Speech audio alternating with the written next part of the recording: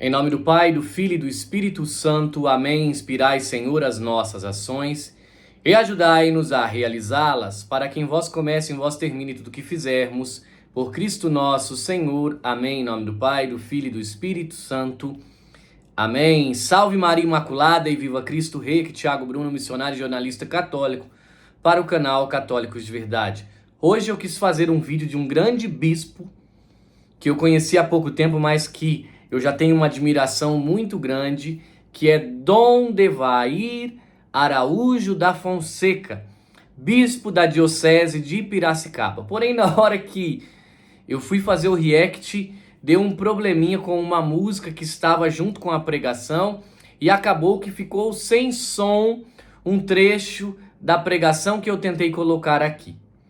Então, eu vou colocar agora a pregação inteira sem música, para não dar problema nenhum de áudio, mas eu quero que você que segue aqui o nosso canal faça um grande favor.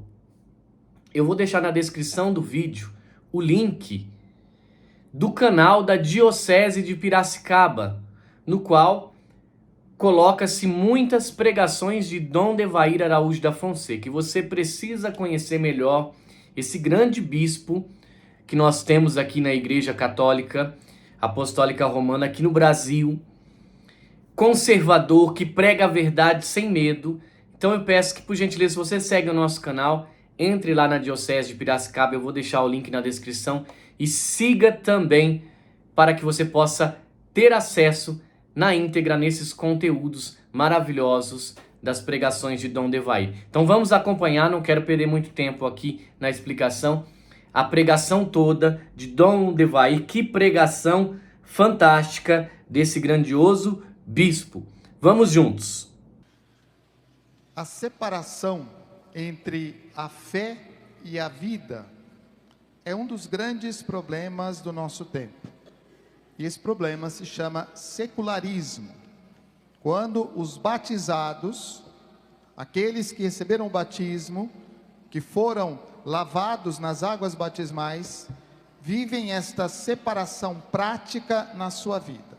Vão à igreja, mas depois no dia a dia, não só não testemunham, mas contradizem a sua fé, falando que não concordam com isso ou com aquilo. Não é estranho a gente escutar pessoas que dizem assim: eu não concordo com tudo que a igreja fala.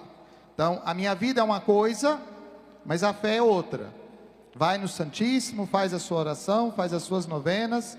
Tem gente que até acorda de madrugada para fazer Quaresma de São Miguel, está fazendo Quaresma de São Miguel, mas quando você vai ver na prática, tem coisas que são separadas entre a fé e a vida. Não é incomum a gente encontrar pessoas que vão à igreja, que recebem a Eucaristia, mas dizem assim: mas na questão do aborto eu tenho uma outra opinião. Eu sou a favor disso, eu sou a favor daquilo, sou a favor daquilo outro, né? Não é incomum encontrar entre os cristãos batizados aqueles que usam métodos contraceptivos que são abortistas, como o DIU, e acham que não tem nada errado. Não é incomum encontrar entre os católicos cristãos, entre os católicos e entre os cristãos, pessoas que apoiam a pena de morte, dizendo assim: não, mas nesse caso, esta pessoa merece a condenação, merece a morte. Não é incomum encontrar entre os batizados aqueles que praticam a corrupção e ficam com a consciência mais tranquila do mundo, que enriquece de forma ilícita às custas do povo, do dinheiro do povo, e acham que não tem nenhum problema. Não é incomum encontrar entre os católicos batizados aqueles que celebram o seu casamento, mas daí a pouco já se separam dizendo: a minha vida não é controlada pelos pensamentos, pelos ensinamentos da igreja, e vai viver a sua vida do jeito que quer, e está tudo certo. Isso se chama secularismo, isso se chama separação entre fé e vida. E nós precisamos ter clareza nestes pontos, porque senão nós achamos que está tudo bem ser cristão desse jeito. Nós achamos que está tudo certo ser católico assim. Nós achamos que está tudo bem levar a nossa vida de fé de um jeito, e a nossa vida pessoal, da maneira como eu penso, da maneira como eu imagino que seja correto. Não, mas na minha vida, a fé não tem nada a ver. Deus só serve para atender os seus pedidos, as orações que você entrega para Ele, e exige que Ele cumpra rapidamente. Tem uma doença, Deus tem que curar, mas o pecado pode continuar do jeito que está. E Jesus não veio para curar a doença, Jesus veio para curar o pecado, porque é o pecado que mata o ser humano, é o pecado que faz com que o ser humano perca a sua vida, perca o céu, perca a vida eterna. E se nós não tivermos clareza disso, a fé vai ser uma aguinha com açúcar, que a gente usa em determinados momentos, mas não serve para a vida prática. E é isso que o Evangelho de hoje fala. Quando Jesus anuncia a radicalidade da decisão que nós precisamos ter para seguir Jesus, existe um escândalo da parte de alguns. Muitos discípulos se escandalizaram da fé, e hoje não é diferente.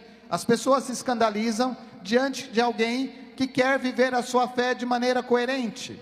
As pessoas se escandalizam diante de alguém que fala, isso está errado.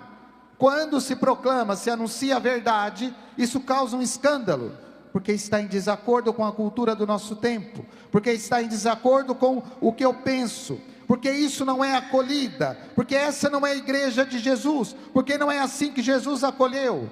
Jesus acolheu os pecadores, e Jesus sim, acolheu os pecadores para tirar os pecadores do pecado. Jesus não acolheu os pecadores para deixar que eles vivessem a sua vida do jeito que quisessem. Jesus não passou a mão na cabeça dos discípulos dizendo, podem viver como vocês quiserem, do jeito que vocês quiserem, e ainda assim vocês serão meus discípulos. O que é que Jesus fala no Evangelho? Vocês também não querem ir embora? Vocês também não estão escandalizados com essa palavra? Vocês também não estão escandalizados com esse chamado à conversão e à mudança de vida? A proposta de Jesus é uma proposta de conversão, não é uma proposta de aceitação simples, passiva do pecado, e isso não é acolhida. Isto é mentira. Isto é mentira. E hoje se conta esta mentira como se fosse uma mentira cristã, como se acolher significasse pura e simplesmente aceitar o outro com todas as suas realidades de pecado e não tivesse nenhuma necessidade de conversão. E a conversão é para os cristãos, a conversão é para nós. Ninguém é obrigado a seguir Jesus, mas quem se dispõe a seguir Jesus deve seguir o Evangelho tal como ele é, não tentar à sua maneira modificar o Evangelho para que ele fique mais saboroso, mais dentro da nossa realidade, mais dentro da nossa cultura, mais dentro dos nossos tempos. É importante testemunhar o seguimento de Jesus no meio desta geração incrédula que desafia a nossa fé contando mentiras. O que é a catequese?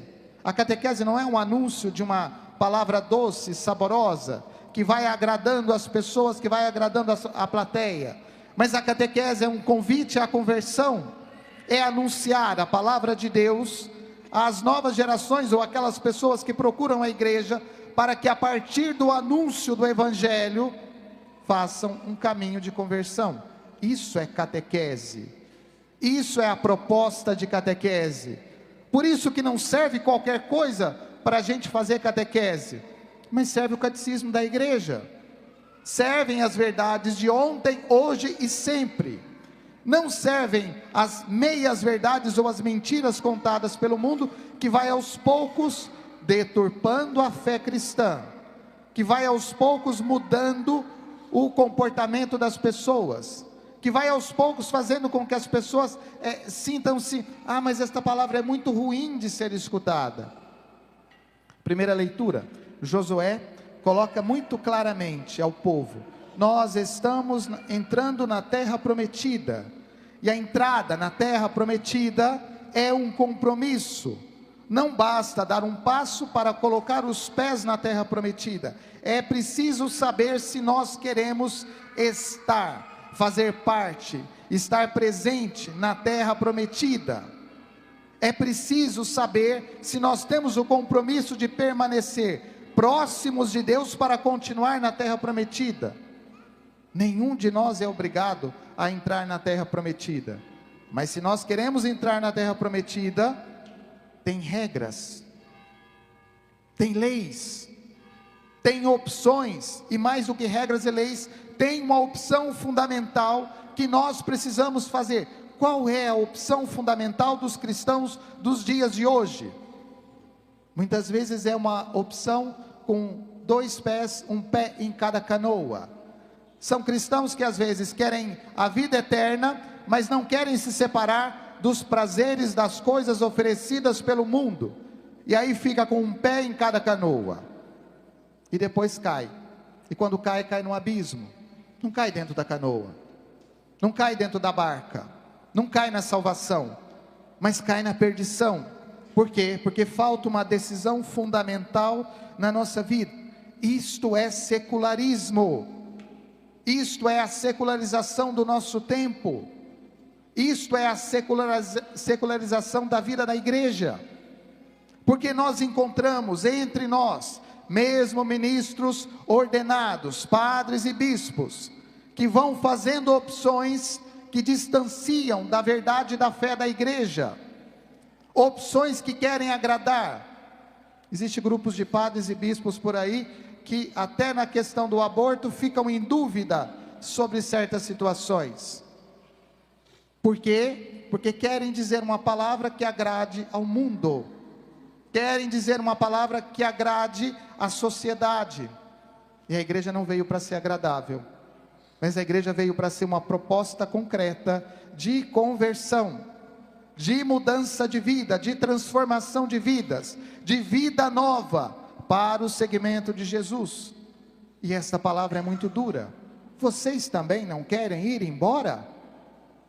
E Pedro vai dar uma resposta que nasce de uma convicção diante de Deus: Senhor, só Tu tens palavra de vida eterna, e se só Jesus tem palavras de vida eterna, é preciso escutar as palavras de Jesus, e ter o discernimento, para separar aquele cisco, aquela poeira, que vai sendo introduzida com a palavra de Jesus, e que não é palavra de Jesus, que não é palavra do Evangelho, mas que é palavra da cultura, que é palavra da sociedade, que é palavra do mundo, que vai aos poucos sendo assumida. Estas palavras não servem, precisam ser separadas. Catequistas, cuidado com o que vocês ensinam. Catequistas, cuidado com aquilo que vocês falam, porque nas mãos de vocês estão aqueles que precisam aprender a fé, não as mentiras, mas a verdade limpa da fé, a verdade transparente da fé, a verdade da fé que leva à salvação das almas. Cuidado, para não aprenderem ou não transmitirem coisas que são até pessoais, crenças, vontades, desejos, coisas que vão sendo colocadas, acolhida que não é acolhida, porque não chama conversão. Cuidado, vocês têm uma grande responsabilidade. A igreja sempre confiou aos catequistas muita responsabilidade, porque a igreja precisa dos catequistas para fazer com que as novas gerações aprendam esse caminho da fé, e é isso que vocês precisam ensinar. Vocês não têm nenhuma obrigação de agradar ou de transmitir uma mensagem doce, mas vocês têm a obrigação de transmitir e ensinar a verdade do Evangelho. Esta é a missão do catequista.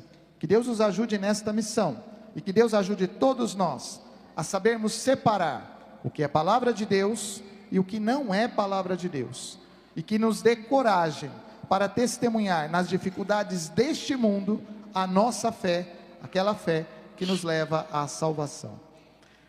Louvado seja nosso Senhor Jesus Cristo. Aqui, meus irmãos, nós temos um bispo destemido que prega e que ensina a verdade. Além, meus irmãos, de pedir que você se inscreva lá no canal da Diocese de Piracicaba, eu também quero pedir hoje que você reze para que nós tenhamos pastores zelosos, preocupados com a salvação das almas, preocupados em realmente nos ensinar a verdade de Cristo. Pastores que não sejam ligados, que não sejam inteiramente de ideologias. Nós não queremos isso. Nós queremos a salvação das nossas almas. Então rezemos pedindo que Deus nos dê bons pastores que se preocupem verdadeiramente com rebanhos, que não sejam lobos travestidos de pastores, que não estão preocupados com a salvação das almas, mas se preocupam com ecologia, se preocupam com militância. Nós não queremos isso. Nós queremos pastores zelosos como Dom Devaí. Que Deus derrame cada vez mais pastores assim. Salve Maria Imaculada e que viva Cristo Rei.